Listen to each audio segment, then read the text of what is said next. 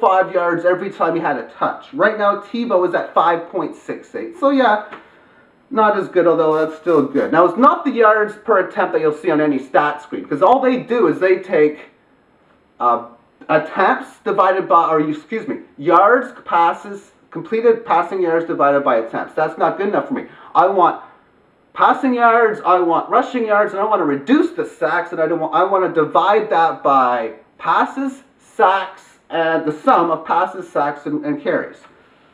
Now, as far as the next stat, which is for touchdown, I have Tebow, the greatest touchdown machine as of now ever to play the game, with number 2 on that list being Aaron Rodgers. Now, he hasn't had many touches yet, so as you have more plays, the stats are going to come in, but he's off to a great start, basically is what I'm saying.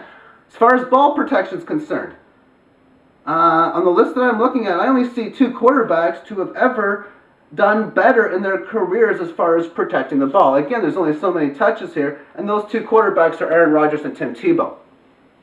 Okay, so Aaron Rodgers is probably the best quarterback ever to play the game, and I'm not denying that by any means. Wow, he's extremely, extremely amazing. So now let's go on to some more mad coaching philosophy.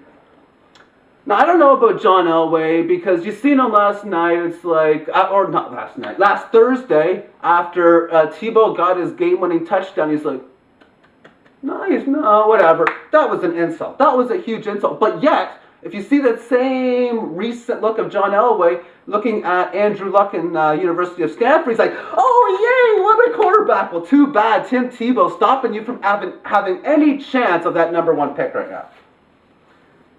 So I find that very interesting. Now, I don't know if John Elway is religious or maybe he's anti-Christian, and that's why he's got this big vendetta against Tim Tebow, because, quite frankly, he's extremely open as far as his Christian religion. And if you know me personally, you would know my views on the Christian religion to be, quite frankly, a lot of Christians like me like they would like Peter Joseph. They wouldn't.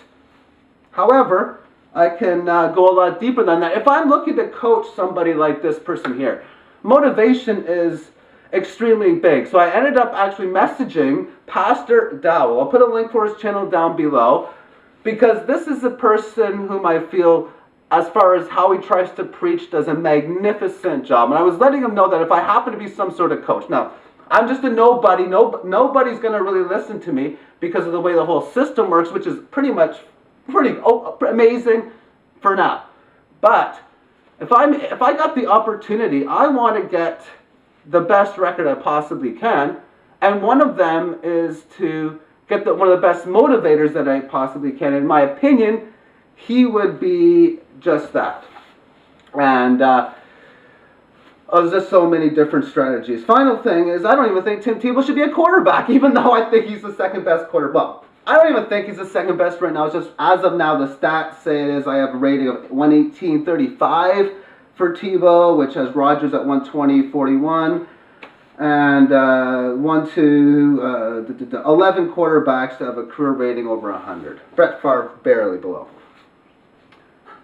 So I look at this whole Tim Tebow situation, I think, why is he even quarterback? Shouldn't he be a running back? And really, I'll totally change that running back position. Because what would be really cool is to have a guy who could consistently, game in and game out, run for about 50, 60, 70 yards a game, catch about 20, 30, 40 yards a game, and throw for about 60, 70 yards a game with 2 to 3 all-purpose touchdowns. That's the type of quarterback, well, running back that I think would be so amazing, because not many running backs will throw the ball. You might have LaDainian Tomlinson back in the day throw once or twice a season. How about running backs throwing 3, 4, 5 times a game with all these dangerous options? Okay, that'll be it. Yeah, Denver's an underdog against San Diego this weekend. I think San Diego's lost 5 in a row, or 6 in a row, or some 4. At least 5 in a row. Not doing too good.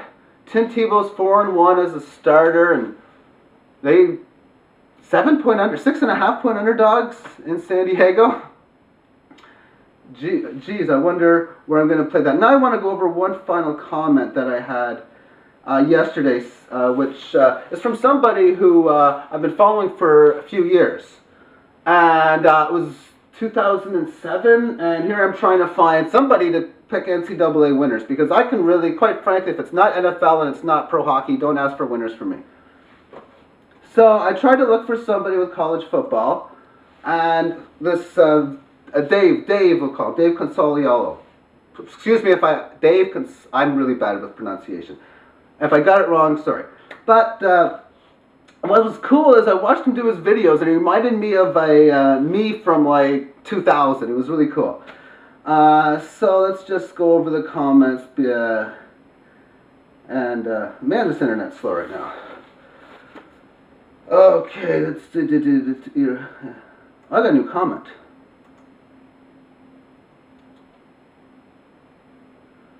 Okay. No, I don't. Okay, you have a blind spot when it comes to Denver. I get what you were saying when it comes to mainstream media, because basically what I'm saying is that the mainstream media is belittling him, make him look so bad. Hey, I just talked about it right there. John always saying, man, he can't do it. Nobody says he's the greatest quarterback in the world. Well, this great quarterback, and I do. I like going against them too, the mainstream media, but what are they saying about Team Tebow that isn't true? The fact that he's what they're not saying about him basically is that they're not saying he's a touchdown machine, and that this new quarterback system, especially when you have two quarterbacks, can work really, really well. They're saying he's a winner with great rushing ability and awful throwing mechanics. Now, as far as awful throwing mechanics, I have to disagree.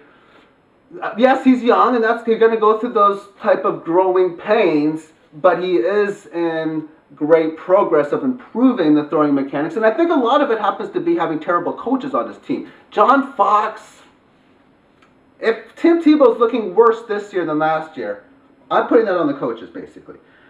And I don't think he'll improve as a passer in the NFL, but as of right now, he isn't there. That's not a media lie. Now, as far as passing is concerned, like I say, let's just go back to his career stats. 1,363 yards, 12 touchdowns, 4 interceptions out of 207 attempts, plus 21 sacks, 228 attempts. Well, 12 touchdowns, 4 interceptions right there is magnificent, especially with only 1 fumble loss. And a quarterback, a lot of times in their young days, will fumble the ball and lose it every 2-3 times. And I only count fumble losses. I don't count fumbles where the team recovers it, because that's like counting an interception where the defender drops it. No, that's an incomplete pass. And I'm going way too on this. But I think I've said a lot that I basically wanted to say. Okay.